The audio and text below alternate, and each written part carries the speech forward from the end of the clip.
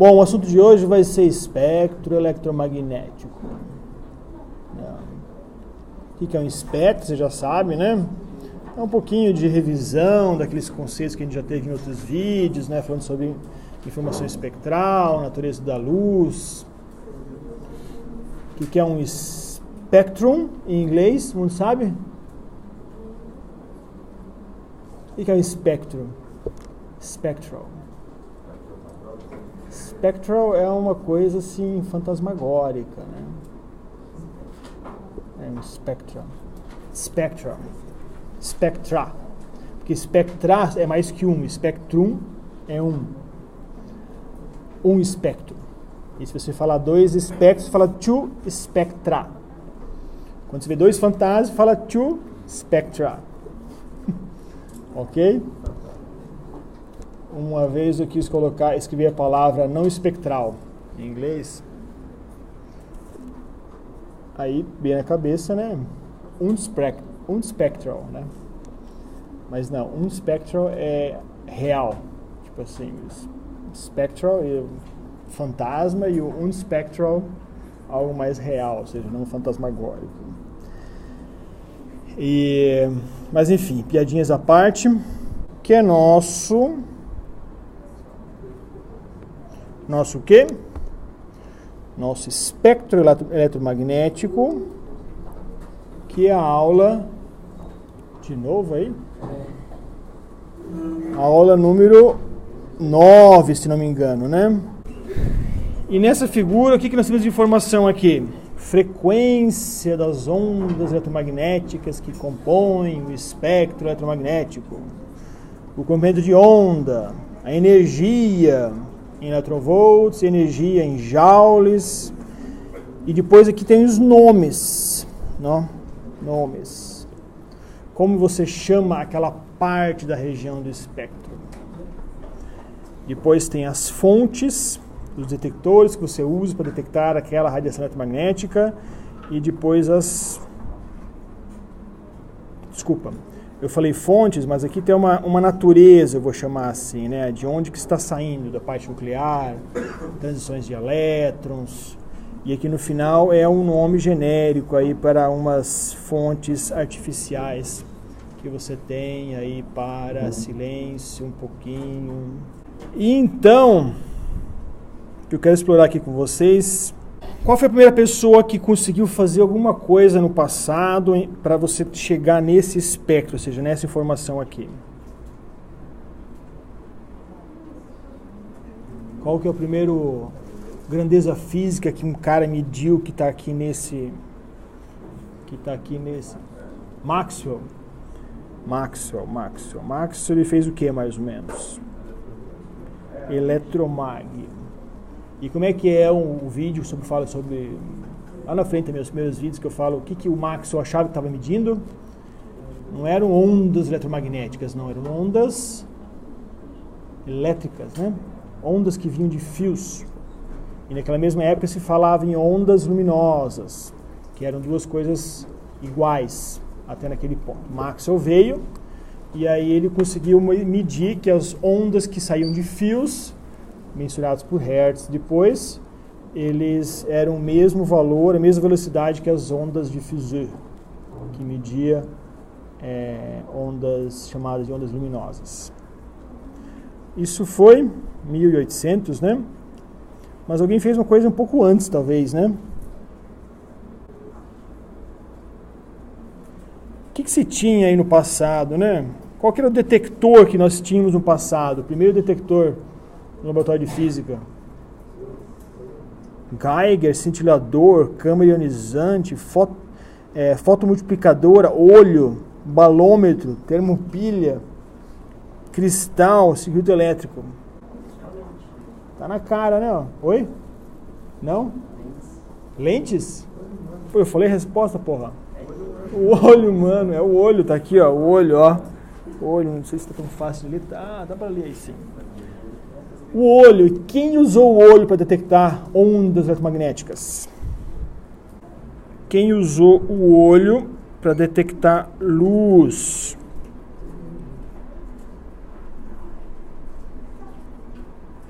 Newton. Exatamente em 1666. Alguém sabe o mês? Geralmente aqui essa ala sabe, né? Não precisa falar não. E depois disso, então Newton fez essa parte aqui, ó, de espectro. Depois disso veio quem? É que eu esqueci de situar vocês um pouco. Pensa que eu estou querendo falar sobre o espectro eletromagnético, então eu estou querendo falar sobre sobre radiação eletromagnética, que engloba desde, tá aqui ó, radiação X, gama, ultravioleta, luz, infravermelho, micro-ondas, radiofrequências. Então quer dizer, é sobre o que é, né? Então a primeira pessoa que fez foi, eu acho, Newton, né? Sem falar aqueles modelos mais antigos ainda, né? Que não tinha muita informação, mas tinha um modelo heurístico por trás. Eu acho que depois dele se precisava de detector, né? Então vocês vão ver que em exatamente 1801, essa luz aqui eu vou chamar de quê mesmo, né?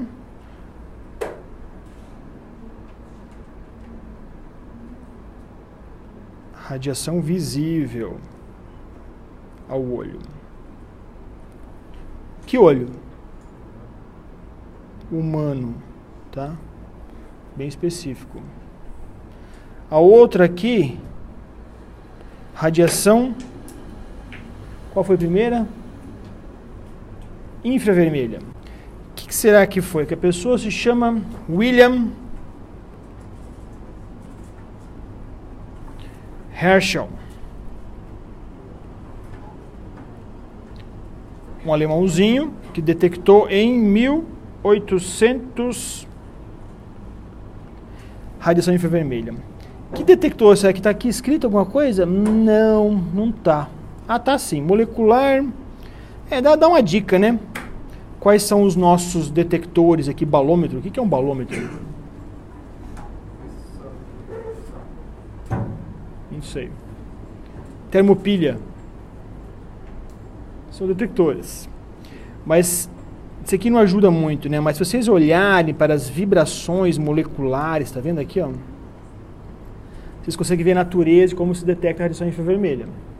Qual que é o detector do nosso amigo aqui, do William Herschel, sabendo que o olho foi olho?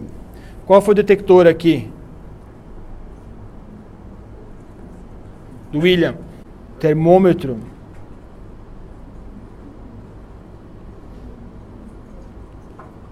Tá? E agora, depois disso, tivemos a radiação ultravioleta.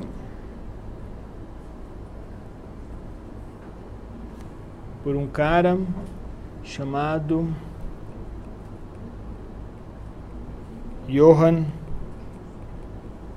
Ritter, em 1801, e o seu detector foi, não vou saber agora, sulfato de prata talvez. Qual que é o detector lá que você usa em filmes fotográficos? Eu acho que é sulfato de prata. Pontinho de interrogação aqui. Mas enfim, é um detector químico. Você joga um fóton lá, faz uma reação química, acontece alguma coisa. Pronto, esse é um detector. Calor, chegou uma radiação infravermelha, levou a temperatura, pronto, foi absorvida alguma coisa. Depois disso, quem mais? Então você vê que o nosso primeiro investida foi aqui, a segunda foi aqui, a terceira foi aqui, e aí vai indo, né? E qual foi a quarta, que eu acho importante? Aí vem o Maxwell. E aí você fala em radiações vinda de fios. Eu acho que eu chamava de radiação elétrica só. Não lembro exatamente. Vou colocar aqui radiação originária, circuitos elétricos. Então seriam o Maxwell.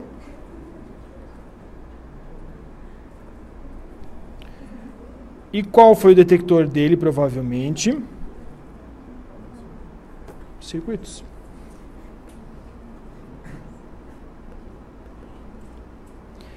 Isto foi... O Maxwell, o que ele fez em 1867?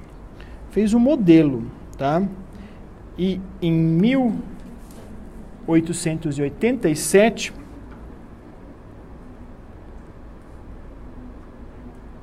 eu vou chamar de radiação eletromagnética observado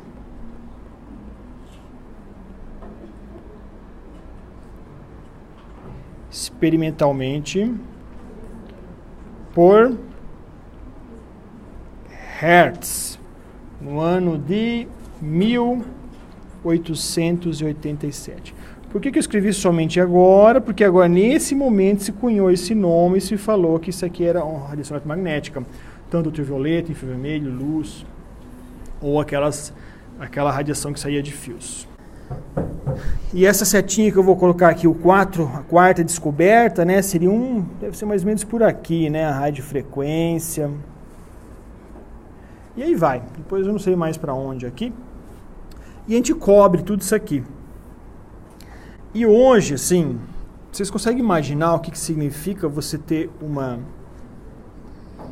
mesma natureza, se você olhar isso aqui como uma oscilação do campo eletromagnético, se você oscilar esse campo lentamente, bem lentamente, a 1 Hz, 0.1 Hz, 0.0001 Hz, que você faz um ciclo completo a cada 10 segundos, 100 segundos, né? O que você vai gerar lá longe? Uma onda se propagando com uma velocidade, com a mesma velocidade, né, que seria uma outra onda com outra frequência, mas com um comprimento de onda muito grande. Então veja que nessa região aqui eu estou com um comprimento de onda de 10 mil, 100 mil, 100 mil o quê? Metros, né? 1 quilômetro a 1000 aqui, então é 100 mil metros, tá? E a frequência disso, ó, kHz. Será que isso é o limite inferior? Esse valor aqui? Enquanto que o limite superior seria o quê? Seriam fótons. Fótons não, pode ser fótons, né? Mas radiação eletromagnética, né? Que estamos falando de espectros aqui, de origem nuclear, né, que seriam os raios gama. E ali você tem o quê? Você tem uma energia tão alta que o seu comprimento de onda associado está aqui, ó. 10 elevado a menos 13. Isso é a mesma coisa, tá? Em termos de natureza, em termos de uma perturbação eletromagnética que está se propagando no espaço. Vamos colocar cloreto aqui. O que não está claro na literatura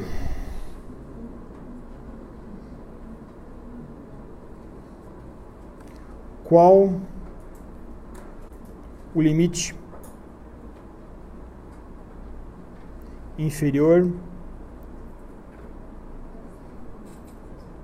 e superior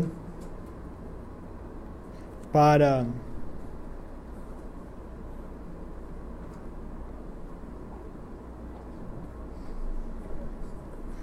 comprimento de onda ou frequência, né?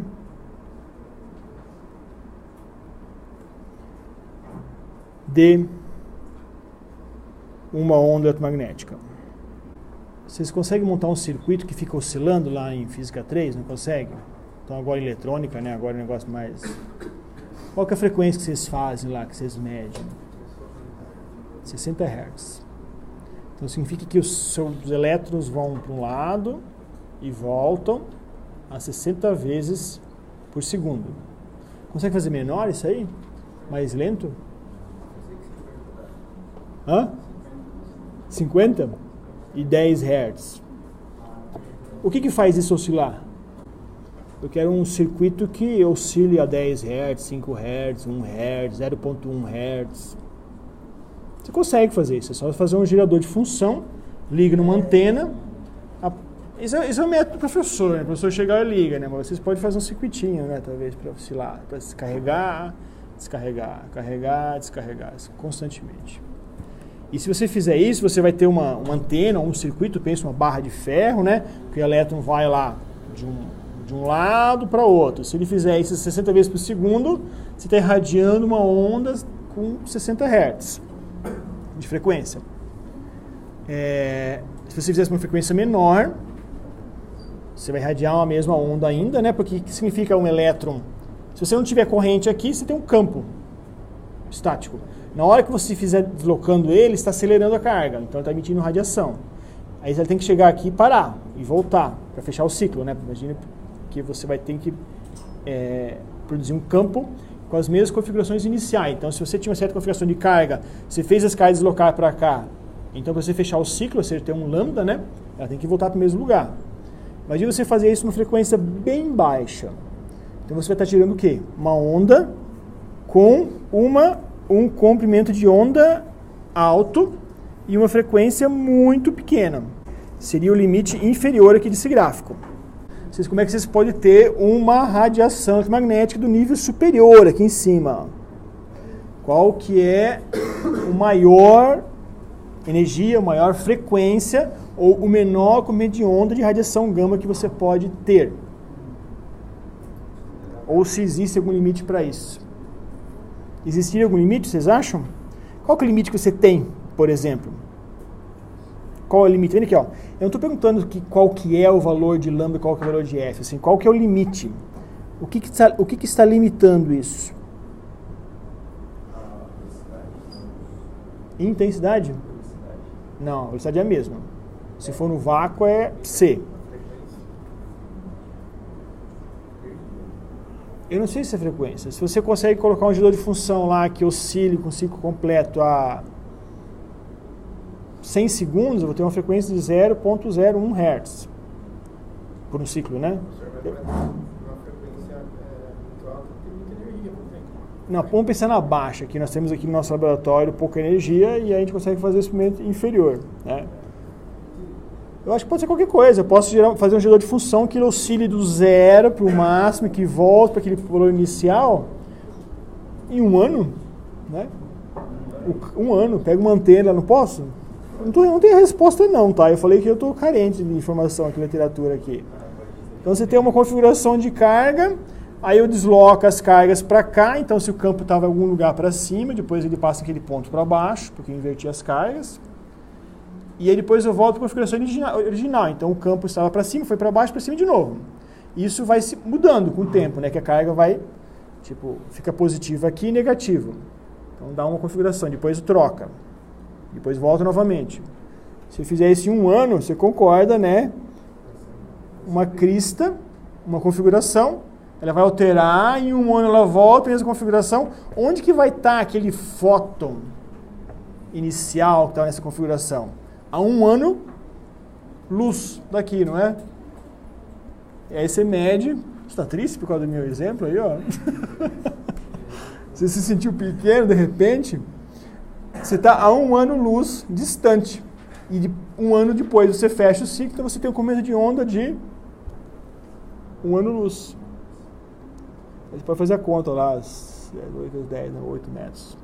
E o limite é o que eu sugeri o Éder, vocês conversarem com ele, que ele trabalha em medicina nuclear, então ele trabalha com aniquilação de pósito e elétron, você tem radiação gama. O que limita o superior? Sei. Quanto mais energia, maior a frequência e menor comprimento de onda. Então, o limite seria a energia. Ou seja, você tem que ter tanta energia concentrada numa transição entre a nível nuclear, que o fóton que sai com uma altíssima energia e associado a isso você vai ter um pequeno comprimento de onda, né? E eu não sei qual que é o limite também. Então isso aí vocês podem pensar no assunto. Faz bem para a pele, sabe? Se deixa de ir no cinema, deixa de tomar cachaça, sabe? Faz bem para a saúde. O que corresponde, já falei isso em algum lugar, né? Mas o que é a radiação óptica, que corresponde aqui a nossa UV, visível e infra. Tudo isso é radiação óptica. Radiação óptica ultravioleta, radiação óptica visível, radiação óptica infravermelha. Tá? Quando a gente fala de cores, radiação visível, nós podemos usar essa tabelinha aqui como um bom começo, assim, né? Quais são os comprimentos de onda associados aqui em nanômetro, faixa, né? Para as principais cores aí do espectro: vermelho, laranja, amarelo, verde, azul e violeta. A gente pensa assim na natureza, que cores você consegue gerar, né? Eu trouxe aqui para essa aula uma foto de um prisma. Uma maneira nobre aí, talvez, de representar a primeira vez que um físico gerou cor aí a partir de luz, né? Luz branca. Então, o experimento do Newton, por exemplo, o cara passa um feixe branquinho por um prisma. Esse aqui é uma seção transversal de um prisma, né? Esse prisma pode ser mais compridinho assim, e você gera essas cores aí, tá? Isso aqui não é verdade, você concorda? Real. Vocês não fizeram esse experimento, mas você já sabe que isso aqui é apenas um desenho. Mas aqui representa mais ou menos assim as cores que você pode ter ali, tá vendo? Umas violeta, azul. Não está escrito ciano nessa tabela aqui, mas tem uma cor ciano, verde, amarelo, laranja, vermelho, e tons de vermelho diferente um pouquinho ali. Tá? Mas aí vocês não podem mais usar esse tipo de figura assim. Vocês têm que usar essas figuras assim, ó. Pode até ser uma montagem, mas engana bem. Eu acho que não é montagem, não. Isso aqui é real, não é? O cara é muito bom, né? Mas pelos ângulos aqui, eu acho que é real. Se foi a montagem, os caras fez a montagem baseada numa informação real. E como é que eu acho que é real isso? Bom, tem uma reflexão aqui, né? Feixe refletido. Feixe incidente. E esse feixe aqui é o quê? Refratado e transmitido. Tem um outro fenômeno também que você pode ter ali por difração, que você pode gerar esse fenômeno por reflexão. Tá? Então, no caso aqui, o fenômeno é refração. Olha as cores que existem aí. Quantas cores tem aí? 3. A natureza disso que está por trás é que nós somos sensíveis só a 3 cores, vocês sabem disso, né? Que vocês tiveram bom professor de física do corpo humano, né? E aí vocês não estão sabendo isso aí fácil. Só que as cores intermediárias, aquelas que a gente falou, laranja, ciano, violeta ou coisa parecida aí, ela é uma combinação disso, né? Que essas 3 componentes, essas 3 células que são sensíveis a diferentes comprimentos de onda, elas estão meio sobrepondo. Então, no momento que você jogar um fóton entre o pigmento, entre um comprimento de onda que tem entre o vermelho e o verde, no meio dos dois ali, o que você vai estar excitando lá nas células? 2 cores diferentes. Desculpa, 2 células diferentes. E essas 2 células diferentes vai te dar uma informação laranjada, né? É isso que é o ponto. Na verdade, se você tivesse, por exemplo, 3 células diferentes sensíveis a cor, mas não se sobrepondo, ou seja, um pico, um outro pico, um terceiro, tivesse 3 curvas independentes, você veria o azul, preto, né, tipo assim, nada, verde, nada, vermelho e depois nada nas bordas, como você também vê nada aqui também. Isso aqui, depois do vermelho, depois do violeta ali, não tem nada, tá bom? E aí, é isso que faz você ver essas pequenas misturas ali, né? Por isso que vem aquelas ilusões de ótica também, né? Que é a proporção de células de vermelho para azul, a proporção relativa no fundo dos nossos olhos é de pouquinho diferente entre a gente, você vai ter mais sensibilidade para o azul, outra pessoa mais para o vermelho, e aí na interface a proporção é diferente, aí dá uma cor diferente, obviamente.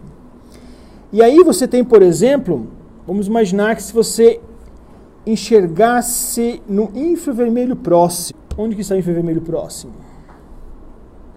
Vamos pintar aqui de vermelho. Aqui. Depois do vermelho, aqui você tem o NIR.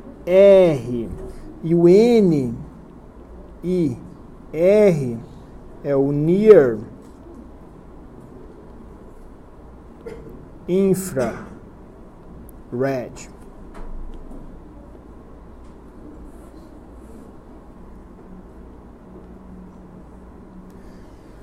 Tem o Near Infrared, tem o Middle Infrared e tem o Far Infrared. Tá? Então, se você tivesse agora suas células sensíveis à radiação eletromagnética, não centrada no violeta, ou no verde, ou no vermelho, mas sim no infravermelho. Se você tivesse olhos somente ali, você veria essa foto dessa maneira. O problema é que eu não tenho a foto original. Mas aqui ele fala, tá vendo? Na parte visível, a camisa é brown, marrom escuro. Esse undershirt deve ser aquela camisetinha aqui por baixo, assim, né? Ela é preta, igual essa bolinha aqui. Então, esse aqui é preto, esse aqui é preto e esse aqui é marrom. Aqui é para comparar uma visão de, eu não vou saber exatamente que bicho, mas é algum animal aí, que ele mostra a coluna da esquerda para um olho humano, né, que você vê a parte visível, e no lado direito você tem a radiação ultravioleta. O primeiro ponto é que a radiação ultravioleta, ela dá mais contraste.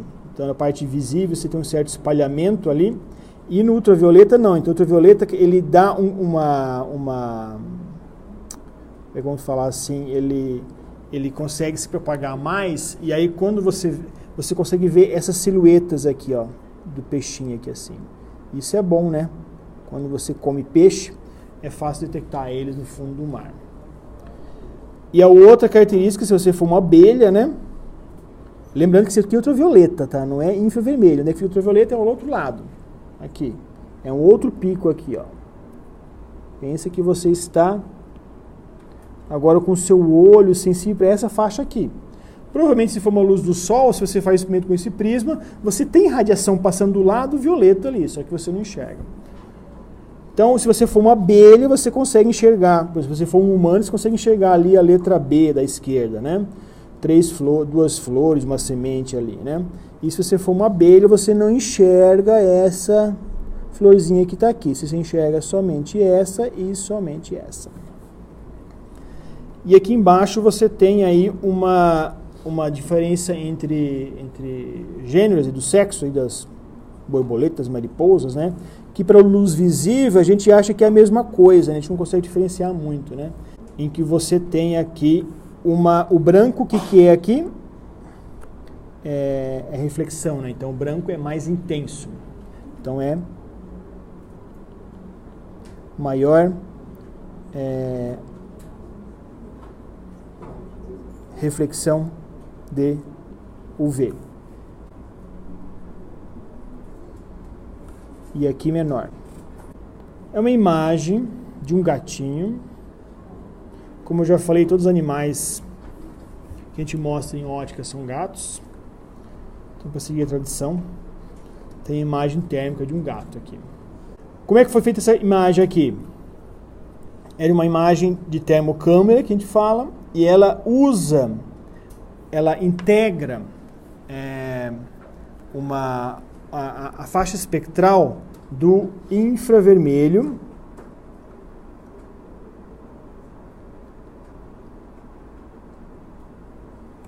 que eu chamo de médio, e deve ser lá pelos 2 microns até 10 microns de comprimento de onda, né? Só para ter uma ordem de grandeza e comparar com a luz visível, isso é 20 mil, não, isto é 2.000 até 10.000 nanômetros, tá bom? Então ele pega tudo que está saindo aqui de uma imagem dessa faixa espectral, ele integra e associa uma temperatura àquilo lá. Então é uma câmera para você medir a temperatura. Então onde você filma, ela é calibrada já, e aí você consegue medir aqui do lado a temperatura, no caso aqui está de 15 a 28 graus. E parece que ele tem um sensor aqui no meio, né, que ele está colocando em cima do gato aqui, que deve estar medindo uma temperatura aí de 20. Esse valor aqui embaixo. Tá? Então, se eu for perguntar para vocês como que um animal enxergaria um gato, né, se ele tivesse sensores nessa faixa espectral aí, como enxergaria? Assim? Não, assim não, né? Enquanto que aqui em cima, não, eu falei, se uma pessoa tivesse esse aqui é o Hecht, o autor do livro. Se uma pessoa tivesse fotossensores só na região do infravermelho próximo, como que ele enxergaria o autor do livro, o Hecht? Dessa maneira, igualzinho aqui. Porque essa imagem que foi obtida pela intensidade. Então, o que é branco é mais intenso, o que é preto é menos intenso. E a mesma coisa do ultravioleta aqui, né? A flor que ficou branca, ela é mais intensa. A borboletinha que ficou mais branca, ela tem mais intenso, ou seja, você vê mais ultravioleta voltando de lá, porque seu olho é sensível. Então aqui, nesse caso, a parte mais intensa de radiação infravermelha que está saindo do gato é aonde? Na cabeça, na perna, alguns lugares do corpo, do dorso ali, menos no rabo, tá? Aparentemente o rabo não, ou ele não tem, ou está sendo tem um invólucro de pelo ali que não deixa passar a radiação, né? Então isso aqui não é uma medida real, isso aqui não é o que você enxergaria se você tivesse células sensíveis a essa faixa espectral. Isso aqui é uma transformação para um valor de temperatura. Isso aqui é a imagem visível e isso aqui é a imagem usando a termocâmera. Provavelmente tem naquela faixa espectral lá, esse plástico preto, que atenua um pouco a radiação e deixa passar uma boa parte, e assim você consegue filmar por debaixo do plástico. Por quê? Porque tem uma câmera sensível à radiação infravermelha e ela passa pelo plástico e pronto, você registrou. Então você consegue fazer isso. Agora eu quero falar de fontes, não de todas as ondas eletromagnéticas, só fontes de radiação óptica. Isso eu estou falando de aproximadamente 10 nanômetros até, pode colocar aqui 50.000 nanômetros. Aqui do lado nós temos um eixo que ele mede irradiância absoluta. Vocês já viram isso no passado, mas já esqueceram, mas tudo bem. Olhe para aquilo que vocês não esqueceram aqui, que é a unidade. Micro, tá. Watts por centímetro quadrado por nanômetro. Quantos joules por segundo, por área, por corrente de onda que você está tendo, que você está medindo aqui. E aqui você tem um valor que oscila, né? Então tem um valor pequeno, sobe, desce, basicamente na média vai ser isso aí. Essa é a luz do Sol. Aí se você agora, qual que é a luz que está saindo de uma nuvem? Em vez de você ter um detector, joga lá para o céu, para o Sol, você mede aquilo lá. Se você jogar para a nuvem, é o de baixo. O que muda aí? Vocês veem que tem uma semelhança, não é? Qual que é a semelhança? Essas estruturas, né? Tem uns pontos de mínimos locais aí, né? Que vocês chamam em matemática, né? São os mesmos, né? Porque a fonte luminosa que está vindo da nuvem é o Sol, exatamente, né? Só que ela é um pouquinho diferente ali, um pouquinho mais achatado, um pouquinho mais plano, um pouquinho mais constante. E um pouquinho mais constante gera justamente a cor que é a nuvem, branco. Blue sky. Aí você olha também para o dia, mas você não mira para o sol, você mira para o céu azul. Não, também tem os pontos de mínimos aqui, né? Você vê que tem um mínimo aqui, só que tem uma dependência, ele sobe para o azul, né? Que é o que você está medindo lá, é uma luz espalhada. Tudo isso são fontes luminosas. LED, você tem um pico ali em 460 e um pico mais largo na outra parte do espectro. E presta atenção que esse LED é tão branco quanto a nuvem, né? E não tem nada a ver com o espectro de emissão da nuvem. E essa branca incandescente, não, desculpa, a branca fluorescente, a luz branca fluorescente aqui. Esse valor está correto, ou seja, ele tem um valor de intensidade absoluta ali, de radiância. O valor aqui está tão pequeno aqui embaixo que você nem consegue enxergar aqui. Aí ele sobe, dá esses picos aqui, ó. Novamente, isso. Tá bom? E essas depressões, esses picos super estreitos, gera a mesma cor, quase igual a um LED, quase igual a uma nuvem. A branca incandescente, dá para perceber que ela não é branca. Vocês estão lembrados, né? Vocês são da geração dos LEDs aí. Mas ela é amarelada. Aquela brincadeirinha de físico-corpo humano lá, né? Por que ela é amarelada, se está no pico no vermelho, blá, blá, né? Então você tem aqui algo também que tem as componentes, né? E ela é crescente para o vermelho, então ela tem um pico lá no infravermelho, tá? E ela cai aqui também, tá? Depois vai caindo. O critério da radiação óptica é, como eu falei antes, né, os nomes são ultravioleta, visível e infravermelho, mas o critério é a faixa espectral. Então, o critério é esse que eu coloquei aqui, é de um comando de onda até outro. Só para colocar aqui, você vai de 10 até 400 nanômetros, e aí você tem ultravioleta, e de 400 a, eu acho que é 780. O que define o branco? O que define ser branco? A sua fonte. Branco mesmo, branco. Tem aquela luz é branca, mais uma coisa branca, aqui é folha branca.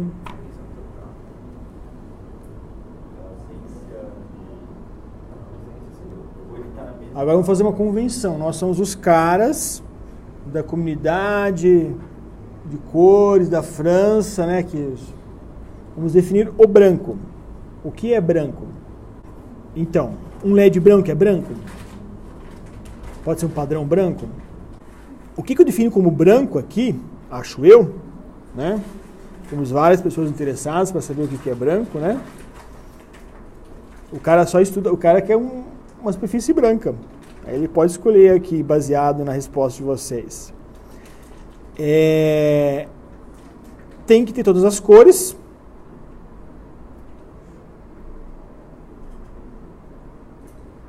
Não é?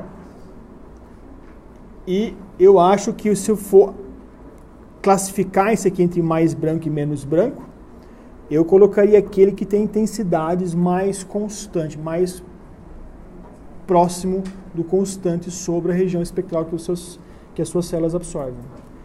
E aí cai na nuvem.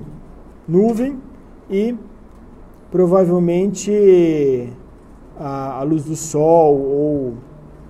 Não, mas está coerente, ou seja, qual que é... Tudo bem, vamos reformular a pergunta. Qual desses objetos aqui é mais branco para você? Não, você conhece. O sol, o céu, a nuvem, um LED branco. Aqui, esse é LED branco. A incandescente, que é aquela velhinha, que não é branco. E a fluorescente. A fluorescente engana muito. Tem muito pico ali, muito vale, você não sabe o que está acontecendo. Mas é as quatro superiores aí. O que é mais branco para você? Um céu azul? Não. Um sol? Ok? Esse LED aí? Esse é azul, cara. Porra, nuvem, cara. Nuvem. É, nuvem ali, ó. White cloud. É nuvem. Então, tudo bem. Se a nuvem é o mais branco, que característica faz essa nuvem ser mais branca, olhando para os parâmetros que nós temos aqui? É o mais flat ali, o mais constante. Né? O valor aqui ele oscila, mas ele oscila aqui em torno, ó, constante mais ou menos. Sai igualzinho do Sol praticamente, está vendo por esses gráficos aí. Só que a intensidade, ou seja, o que aconteceu? Se essa curva aqui, vamos fazer o Sol amarelinho aqui, ó, amarelinho. Se essa é a curva do Sol medida direto, depois que ela entra na nuvem, o que acontece? Que sobe um pouquinho aqui, né? Aqui também sobe um pouco, e temos aquela figura de baixo aqui. Então, essa curva aqui, ó, vou desenhar aqui em cima. Vai acontecer isso. Com uma intensidade muito menor. Você tá vendo que está dando 10 aqui, e aqui embaixo é 1. Então, se você mirar para o Sol é 10, se você mirar para a nuvem é 10 vezes menor. Tá? Agora, por que aumenta mais ali desse lado?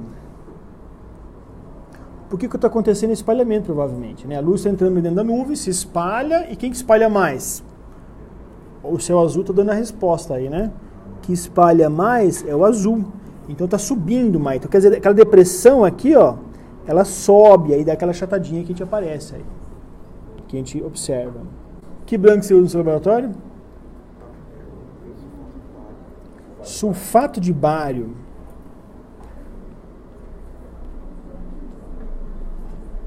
Branco padrão do nosso labo é sulfato. Como que é o espectro de emissão do Sol? 400 até aqui 700 e aqui tem, sei lá, 20 mil. O espectro do Sol tem um máximo aqui assim, mais ou menos, né? Esse aqui é o Sol. E o Sol, como a gente, ele é um corpo negro. E se o Sol é um corpo negro, e todo corpo negro, ele emite radiação,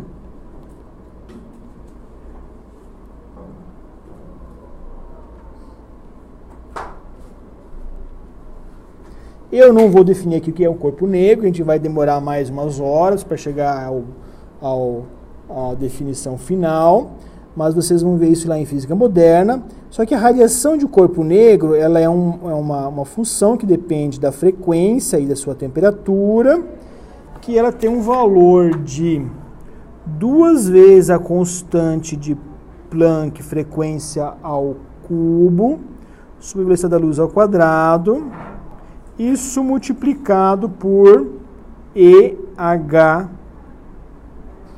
sobre constante de Boltzmann, temperatura menos 1. Essa expressão escreve mais ou menos o perfil que eu desenhei do Sol aqui. Se a temperatura do seu corpo aquecido não é muito alta como a do Sol, mas é como uma lâmpada incandescente, como é que é a lâmpada incandescente? Essa aqui, ó. Então você vê que o pico dela é em 700, 800, está exagerado aqui um pouquinho, tá? O pico dela é lá longe, lá em torno de 1000. Mas vamos desenhar aqui um perfil aqui assim, mais ou menos. Aqui. Lâmpada incandescente. Mas qualquer corpo aquecido emite temperatura. E qualquer corpo, inclusive, agente. Né? Então, porque se não emitisse nada, nós não conseguiríamos ter esta imagem vermelha aqui. E essa imagem vermelha aqui acontece só porque nós emitimos, vamos colocar em vermelho aqui, uma radiação com um pico em torno de 6.000 nanômetros. A lâmpada incandescente, o pico é em torno de 2.000 nanômetros. E o Sol, o pico é em torno de 500 nanômetros. Tá bom? Quanto mais quente, ele é para comprimento de ondas menores, o pico. E o que temos aqui embaixo? O comprimento de onda em nanômetro. E o que nós temos aqui em cima é o nosso R. R, que é o F, é dependente de F de T, e esse nosso R, ele é radiância.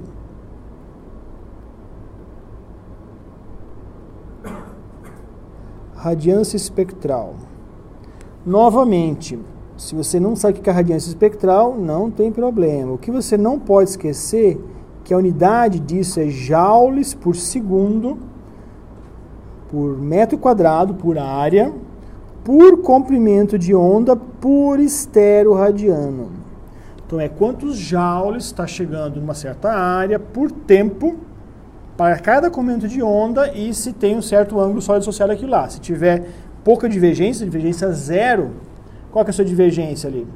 Desculpa, eu dei a resposta antes de fazer a pergunta, né? Se ele for colimado, qual que é a sua divergência? Zero. Se ele tiver uma pequena divergência, é um valor super pequeno. Então ele tem um alto brilho, alta intensidade. Se ele for difuso para 4π, então você vai estar dividindo isso aí por 4π, quer dizer, então vai cair a radiância. Tá? Essa expressão é a curva de cima. Se você entrar todos esses parâmetros, a temperatura do seu corpo, vai ter que chegar naquele valor lá, naquela curva. No caso do Sol também, no caso da lâmpada incandescente também. A lâmpada incandescente é o filamento ali, né? Então pensa que o que está gerando luz é aquele filamentinho lá dentro. Então é a temperatura lá dentro. Lá em Modernos, vamos fazer um experimento que vocês vão colocar lá, que a gente pede para fazer, um pouquinho trabalhoso, mas você consegue saber qual que é o pico do corpo humano. Você mede a temperatura na resistência, consegue também saber. E aí dá para associar esse perfil. E aí fecha o nosso assunto, a menos de uma última fonte, que é radiação síncrotron. Vocês já viram isso no vídeo? Síncrotron. A radiância, ou radiância, pode ser aqui no eixo Y, né? E aqui embaixo a energia dos fótons, ou seja, então ele tem energia, um pico mais ou menos aqui em cima, né? Onde é que está com essa seta verde, mas ele tem energia, tem fótons até 2 vezes 10 elevado a quarta elétron-volts. Isso dá quanto de comprimento de onda? E aqui esse perfil ele vai decaindo pelo esse gráfico aqui, você tem até 10 elevado a menos 4 elétron-volts. Isso eu notei algum... Ah, tá aqui, ó, tá aqui. Isso tem um lambda aqui de 12 milímetros até 0,062.